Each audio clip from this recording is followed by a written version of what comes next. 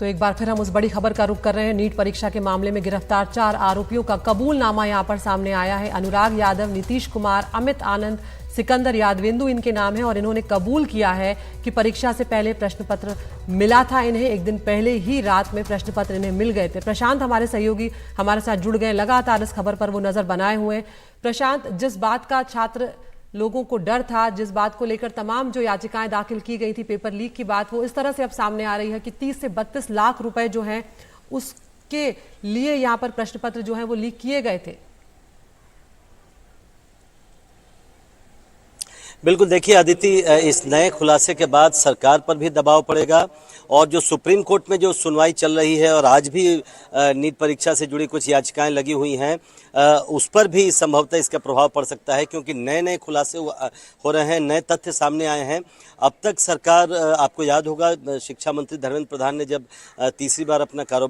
अपना जो पदभार संभाला था, उसमें ये कहा था कि पेपर लीक के कोई सबूत सामने नहीं आए हैं अब तक। लेकिन अब जो नई नई बातें सामने आ रही है और पटना में जो खुलासा हुआ है वो तो बेहद गंभीर है और बिल्कुल ये बताता है कि कैसे एक रात पहले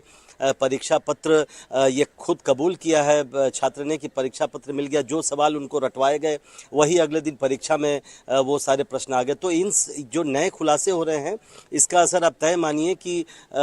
शिक्षा मंत्रालय, एनटीए पर तो पड़ेगा ही, क्योंकि अब तक वो लगातार इसको मेंटेन करते रहे हैं कि पेपर लीक नहीं हुआ है। बाकी कई अनियमितताएं हुई होंगी, कोई और धांधली हुआ होगा, लेकिन पेपर लीक अब तक इसका कोई सबूत नहीं मिला है। सुप्रीम कोर्ट ने इस सारे मामलों को 8 जुलाई को सुनवाई के लिए रखा है, लेकिन जब ये नए नए मामले सामने आ रहे हैं तो निश्चित तौर पर सुप्रीम कोर्ट भी इन सभी मामलों को संज्ञान में लेगा। और पिछली सुनवाई में कोर्ट ने बिल्कुल कहा था कि अगर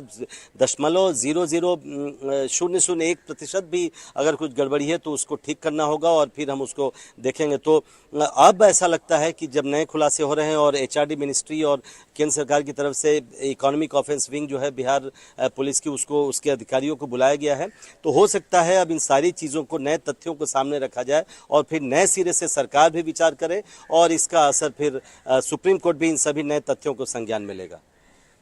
बिल्कुल प्रशांत, मैं यहाँ पर एक और कबूलनामा अभी अपने दर्शकों के लिए पढ़ती हूँ, जिसमें सिकंदर यादवेंदु जो हैं वो कह रहे हैं कि मेरी दोस्ती अमित आनंद और नीतीश कुमार से मेरे नगर परिषद कार्यालय में हुई। दोनों से मुलाकात के बाद काफ़ी देर तक अपनी अपनी बात साझा की। इसके बाद अमित आनंद और नीतीश कुमार ने बताया कि वो किसी भी परीक्षा में प्रश्न पत्र जो है वो आउट कराकर बच्चों को पास करा देते हैं। और जब मैंने नीट की परीक्षा के विषय में उन्हें बताया तो उन्होंने कहा कि पास कराने के लिए 30-32 लाख रुपए लूंगा और मैं इस बात पर सहमत हो गया। तो हम देख सकते हैं प्रशांत यहाँ पर कि ये बेहद परेशान करने वाली बात है। और इसी को लेकर जिस तरह से आपने भी जिक्र किया कि सुप्रीम कोर्ट ने कहा था सुनवाई में कि अगर हमें लगता है कि गड़बड़ी हुई है तो चाहे काउंसलिंग हो जाए, चाहे बात आगे बढ़ जाए, हम सब कुछ फिर से पलट सकते हैं। और यहाँ पर अब ये बात साफ हो गई क्योंकि कबूलनामे अब हैं यहाँ पर।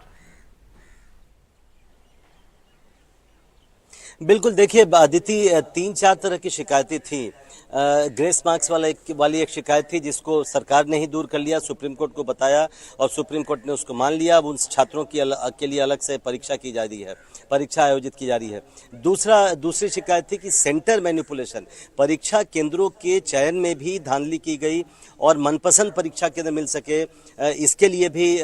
भ्रष्टाचार किया गया, इसमें धांधली की गई। और दूर दूर से छात्र, कर्नाटक से, झारखंड से, उड़ीसा से, गुजरात में गोधरा में एक पर्टिकुलर विद्यालय में 1-2 ऐसे विद्यालय थे जहां पर उनका सेंटर पड़ा, जो कि बड़ा ही अब इलॉजिकल था कि इतनी दूर से वहां जाकर क्यों कोई छात्र परीक्षा देगा। इस तरह की शिकायतें तो मिल रही थी, इसको मान भी रही थी सरकार, लेकिन जैसा मैंने कहा कि पेपर लीक की बात को अभी तक मानती नहीं रही थी, क्योंकि उनका कहना था कि इस तरह के कोई सबूत हाथ नहीं लगे हैं। मैं फिर से कह रहा हूं कि अब जबकि आपराधिक इकाई, जो आर्थिक अपराध इकाई के जिन अधिकारियों को अब बुलाया गया है केंद्र सरकार की तरफ से, जब वो इन खुलासों का जिक्र केंद्र सरकार के सामने करेंगे, निश्चित तौर पर आप तय मानिए कि नए सिरे से इस पूरे मामले को केंद्र सरकार को देखना पड़ेगा। और तब जबकि यूजीसी नेट की परीक्षा कल ही इस बिना पर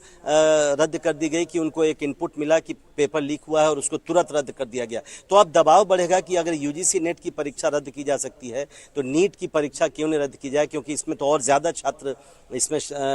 छात्रों का भविष्य इसमें शामिल है, उनका भविष्य खतरे में है, तो अब सरकार पर भी दबाव पड़ेगा और जैसा मैंने कहा सुप्रीम कोर्ट भी जरूर इन नए तथ्यों का संज्ञान लेगा। बिल्कुल प्रशांत, आप बने रहिए हमारे साथ। तो जिस तरह से सुप्रीम कोर्ट लगातार सुप्रीम कोर्ट में ये मामला चल रहा है, सुप्रीम कोर्ट ने एनटीए को फटकार भी लगाई और कहा है कि अगर गलती हुई है तो आप इसे सुधारें और स्वीकार भी करें कि ये गलती हुई है और वही ठीक होगा, क्योंकि परीक्षा की जो पवित्रता है वो कहीं ना कहीं इससे प्रभावित हुई है।